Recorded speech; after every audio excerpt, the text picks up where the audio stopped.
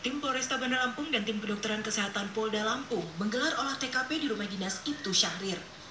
Dari pemeriksaan lokasi, polisi mendapati Ibtu Syahrir tewas dengan mengenakan kaos hitam dan celana kuning. Polisi juga menemukan pistol jenis Glock di samping dekat jenazah korban. Ibtu Syahrir yang berusia 23 tahun ditemukan dengan luka tembak di kepala sebelah kanan hingga tembus ke belakang. Dari olah TKP yang berlangsung sekitar 1 jam, polisi membawa sejumlah barang antara lain pakaian, buku catatan harian, dan resep obat. Apa yang sudah dilakukan kemarin, atas resep ini, mudah-mudahan sekarang sudah bisa selesai. Apa aja tadi dan yang dibawa dari TKP dan ya beberapa yang bisa membantu mengungkap masalah ini. Pakaian atau Pakaian, beberapa catatan kesehatan. Ibtu Syahrir diduga kuat bunuh diri karena tak kuat menahan sakit yang dideritanya.